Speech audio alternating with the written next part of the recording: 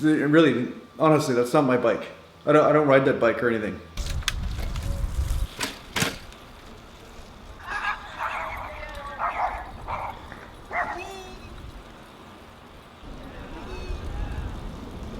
I don't ride that bike, seriously, it's not my bike.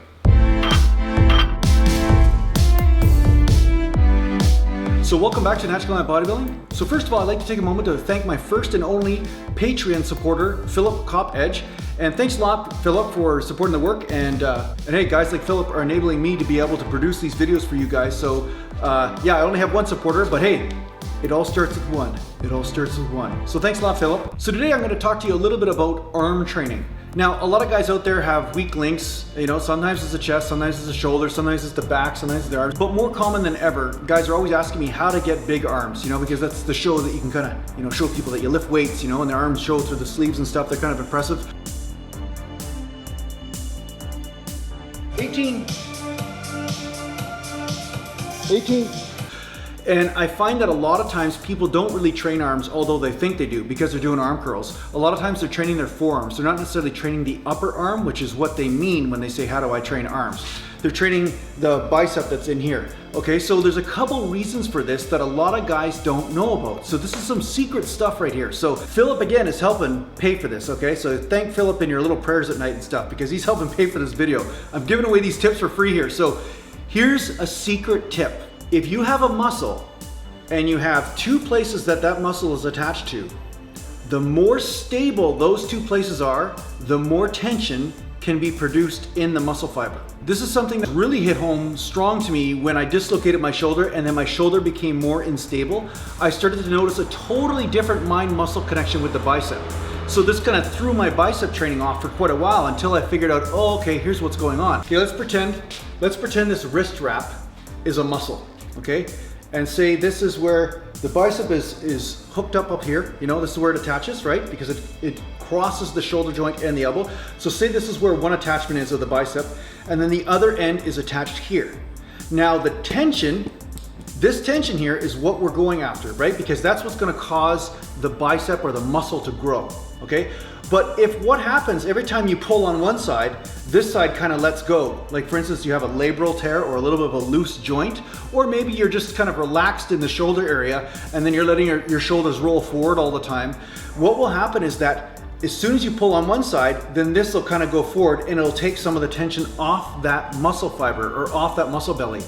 And that will hinder some of your muscle growth. So there's a couple ways you can go about fixing this.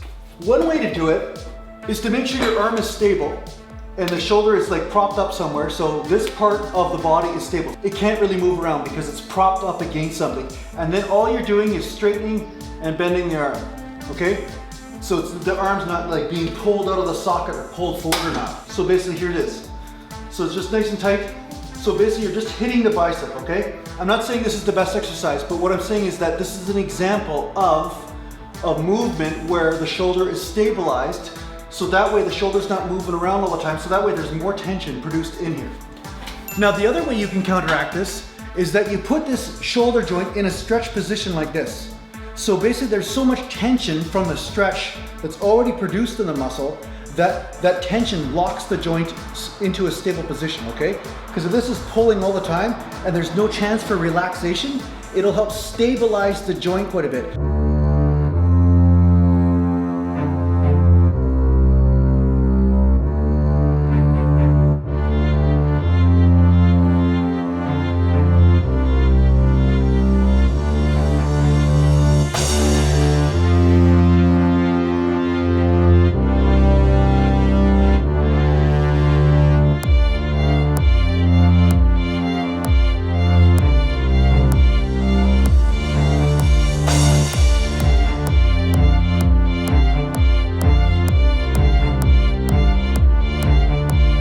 Which is why I use motions where I don't lock out. It's because I'm actually using the tension in the muscle to keep the whole area tense and stable.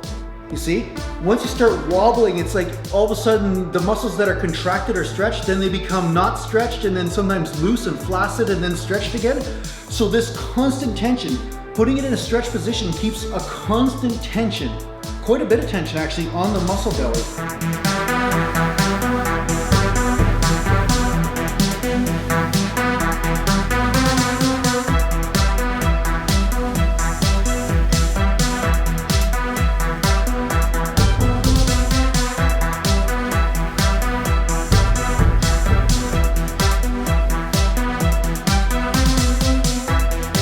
And because of that, the joints become more stable. So here we are like this, and now the shoulder's not flopping in and out all the time because the bicep is actually tight and pulling it really close into the shoulder joint. You see? Now these are 2 tips to help you with growing biceps or triceps or any body part you want to grow. You can apply these examples to different muscle groups in the body, but this is how it pertains to biceps.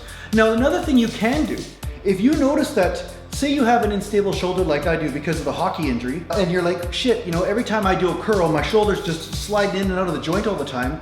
Well, what you can do is start taking the shoulder joint out of the movement by changing it to more of a pronated hammer curl. So what I do is I do a hammer curl, and now the bicep that crosses the shoulder joint isn't as much responsible for the action.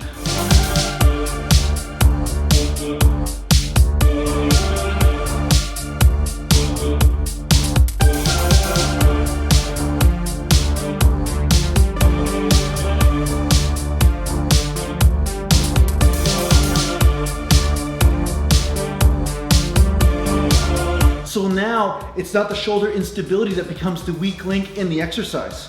I hope that makes sense to you, okay? So sure, there's a little bit of shoulder movement, but the bicep that I'm actually hitting, the bicep head that I'm hitting doesn't cross the shoulder joint, as you know, one of them does, but not the other one, okay? So there's different heads you can hit. Now also experiment with the angles. Experiment with external rotation and internal rotation.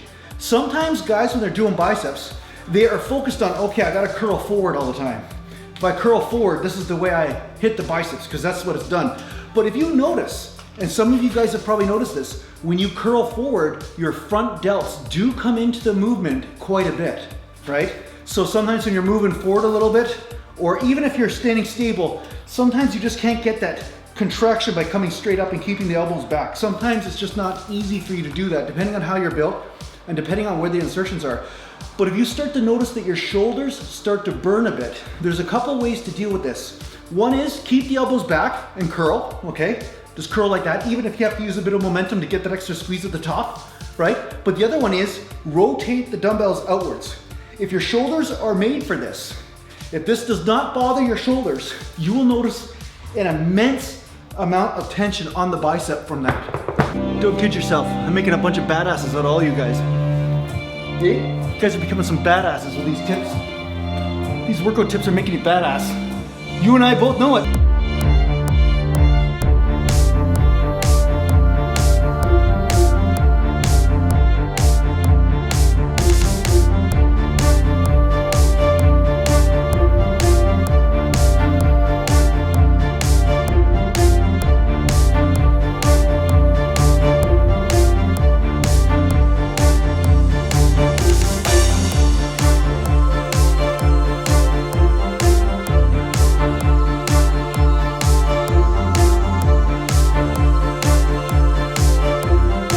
So again, it doesn't mean some movements are wrong, but you might be getting stuck in doing certain movements because you think that's how you train biceps. But the thing is, there's nothing wrong with changing hand position or externally rotating a little bit or keeping those elbows back and finding out if this is the best way to train biceps. Keeping my elbows back and coming up with the bar wasn't the right thing for me because after I'd partially torn a muscle here and the rotator cuff getting hit in hockey, and also because this shoulder was unstable a bit, it changed how much tension I could produce in the bicep just by keeping the elbows back like this. Because I found that my shoulder was kind of unstable, so sometimes I found I had to change the motion. My elbows had to come forward a little bit or whatever, just because the movement changed based on the injury history in the area. So this might be the case with you. So you have to kind of mess around with how are you able to move and keep that tension in the bicep. Okay, let's do some pronated now. Pronated curls, see? So take a little bit of the shoulder out of the movement and hit a different part of the bicep. And you can externally rotate it if you want, like this, or keep it in. Just kind of play it around with it to see which one hits your bicep more. You These are secret tips.